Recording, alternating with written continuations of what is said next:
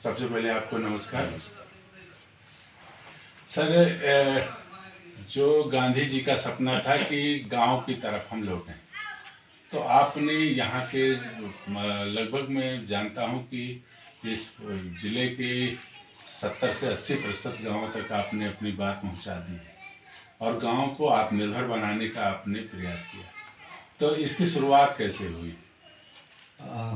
मैं डॉक्टर सतीश गोगुलवार संस्थापक हूँ आम्ही आमच्या आरोग्यासाठी संस्था का। और ये मेरी शुरुआत हुई, मैं पढ़ाई कर रहा था मेरी MBBS की। उस वक्त जयप्रकाश आंदोलन का जो पूरा माहौल था और सरकार बदल गई थी।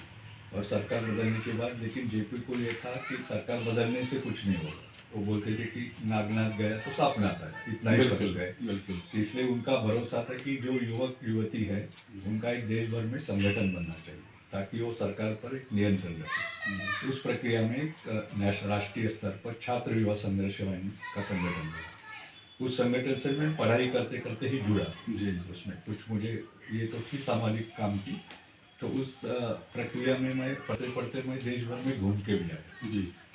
आपके UP में, बिहार, राजस्थान, सभी प्रांतों में, दिल्ली, ये सब जगह हम उस वक्त मीटिंग के कारण घूमते रहे। और उस संगठन का एक नियम था कि 30 साल आपको हो जाएंगे तो आपको संगठन के सक्रिय भूमिका से निकलना चाहिए, नेतृत्व की भूमिका। आप कहीं चले तो लोगों ने पूछा JP को कि हम क्या करेंगे। बहुत लोग तो शहरों से आए थे, तो बोले गाँव में जाओ। तो वो भी पूछा कि गांव में जाके करेंगे क्या, हम तो शहरों में, मैं भी जैसे पढ़ाई मेरी शहर थी, गांव देखे थे जी। पता नहीं था क्या करना है जी। तो JP ने कहा था कि आप जाके खड्डे खोदना शुरू कर जी। इसका मतलब गांव में जाके बैठेंगे तो आपको समझ में आएगा। बिल्कुल। तो उस दृष्टि से मेरी पढ़ाई हुई। फिर उसमें कुछ मूल्य थे उस वक्त कि आपको जाति नहीं मानना है जी। तो बहुत सारे दूसरा अपने स्त्री पुरुष समता वाला विचार उन्होंने दिया जी। तो ये था कि बहुत सारे हमारे मित्रों ने उस वक्त अपना सरनेम डिजॉल्व कर दिया जी। क्योंकि हमारे सरनेम से जात पहचान में आ जाती है। बिल्कुल। तो उन्होंने अपना माँ का नाम, तो माँ का नाम अपने सरनेम में रखता ही नहीं है जी। तो उसको कोई रिस्पेक्ट नहीं होती बेचारी, 9 महीने पालती है, करती है ना, तो पिता का नाम ही सब चलता है जी। और तो उसके कारण कई हमारे मित्रों ने, जैसे हमारे मित्र हैं मोहन हीराबाई हीरालाल जी जी, तो उन्होंने उस वक्त अपना माँ का नाम ये रखा था जी जी। तो ये सारी मूल्य उसमें हमने सीखे।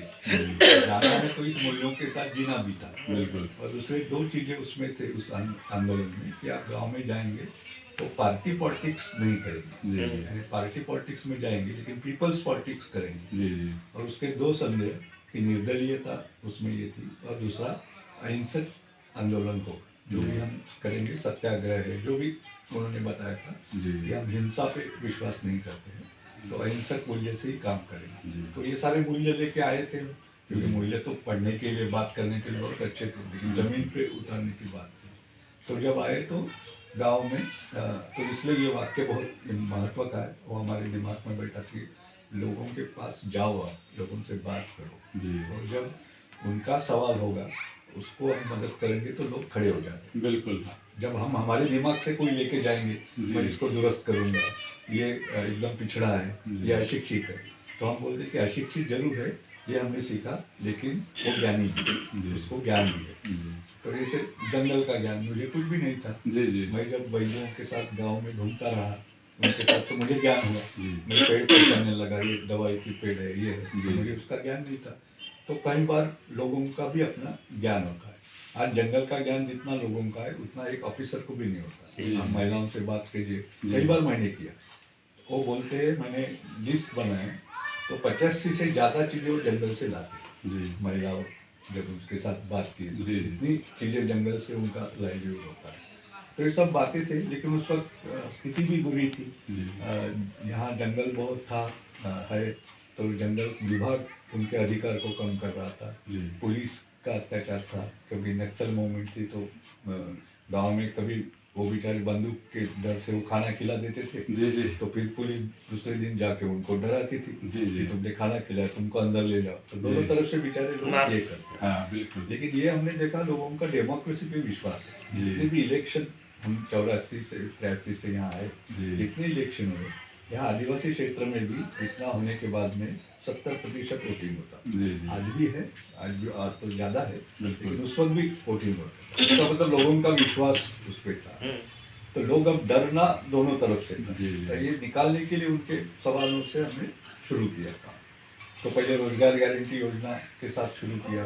तो उनके मुख्य सवाल, आज भी रोजगार का सवाल, जी। शिक्षित रोजगार के लिए भी, ऐसे भी रोजगार के जी लिए जी कि आज उस असंगठित मजदूर तो बहुत है अपने, उनके रोजगार की बहुत गारंटी नहीं है। तो उस कानून ने दिया, तो उसको लेके हमने एक संगठन बन गया उनके से, जी। उसमें हुआ।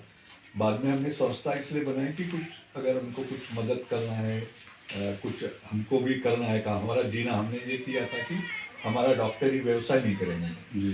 वो करते तो हम, जबकि आप MBBS हैं। MBBS होने के बाद मैंने उसको व्यवसाय के रूप में नहीं किया। जी हाँ, तो जो मैं वैद्य से सीखा, वैद्य जैसे सामाजिक है, तो मैंने बोला जीने के लिए हम कुछ भी दूसरा करेंगे। तो दूसरी तीन चीज़। तीन बड़े काम आपके दिखते हैं। हाँ।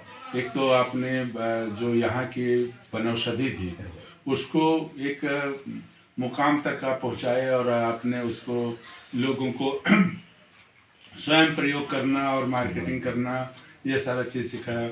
दूसरा, जो यहाँ के 1400 गांव में से 1220 गांव के आसपास लोगों को सामूहिक अधिकार मिले हैं बड़े पैमाने पर, जिनमें मैंने एक एक गांव में 1400 हेक्टेयर ज़मीन का देखा है, वो है।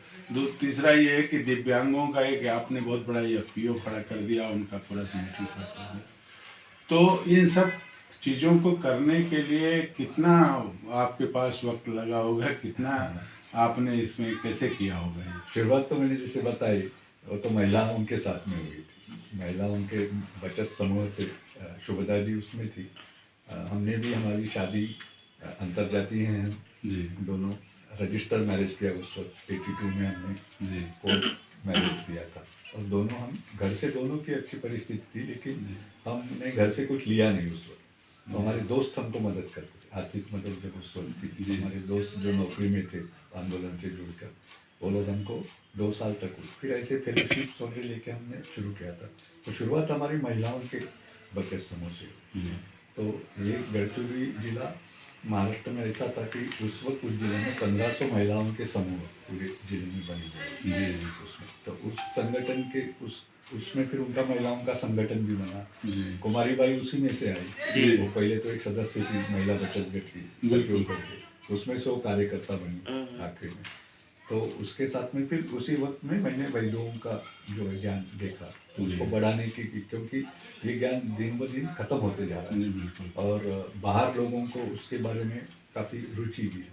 तो हमने बोला ये कैसे टिकाएंगे, तो फिर ऐसे ही वैद्यों को ये सारी चीज़ें सिखाना है। फिर महिलाओं को हमने सिखाना शुरू किया और देश भर में भी आज भी हम उस तरह का प्रशिक्षण देते हैं। ये जो बेसिक चीज़ें हैं, हमको जो बीमारी है उसके लिए दवाइयाँ बनाना, उसको आइडेंटिफाई करना, उसका व्यवसाय भी कर सकते हैं कुछ इसमें। तो ये सारी चीज़ें ये की।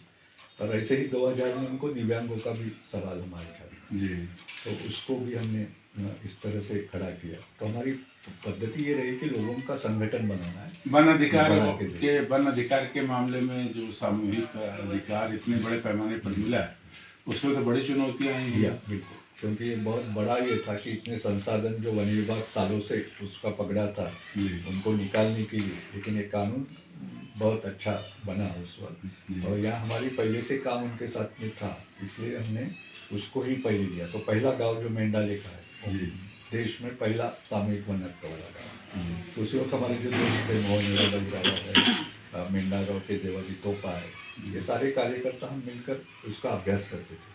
और पूरे फिर जिलाधिकारी गवर्नमेंट के साथ ये सारी बात करते करते पूरे ज़िले में इतने गांवों को, ये एकल जिला है कि जिसमें 1100-1200 गाँव को सामूहिक वन रखी। पूरे जंगल का 42% जंगल अभी लोगों के हाथ में, ये जो लोग संभाल रहे हैं, बहुत बड़ी। तो उनको अपने पैरों पे और खड़ा करना, उनको जो मदद लगती है, क्योंकि क्या है कि जिम्मेवारी भी आती है ना, अधिकार मिलता है। तो हमारे जब लेने का अधिकार है तब उनको संभालना भी आना चाहिए। आना चाहिए। तो लोगों को उस तरह से तैयार करना ग्राम सभा को। और आज मेरा 40 साल का जो सपना था, जेपी ने कहा था जी। और गांधी ने बोला गांव जाओ, जेपी ने भी वही कहा और बोला कि गांव को खड़े करो जी। या तो सही ग्राम स्वराज्य। आज मुझे 40 साल के बाद कुछ गांव देखने में, आपने भी देखे? नहीं, बिल्कुल। और हमने ये देखा है कि लोग अपने जंगलों को फिर से खड़ा कर रहे हैं। जैसे दुधवाही में महिलाओं ने अपने इतना दूर से पानी ला ला करके और इसके बाद में सिंचाई करके और वो सारा कुछ किया है। इसके अलावा सीमांकन हुआ है, जो पहले वन विभाग से डरते थे, आज उनके साथ कंधे से कंधा मिला के काम कर रहे हैं। तो ये काफ़ी बड़ा काम हुआ है और मैं ईश्वर से यही प्रार्थना करूंगा कि वो आपको लंबी उम्र दे। हाँ, और लोगों के बीच हम तो बहुत साल तक नहीं रहे तब हम लोग सीखने के, हाँ। लेकिन लोगों का संगठन खड़ा है, वो अपना आगे ले वो जिम्मेदारी के साथ दिखता है। वही हमारा सपना था कि हम नहीं रहे या नहीं, संस्था नहीं रहेगी, लेकिन गांव रहेगा, लोग रहेंगे, तो आगे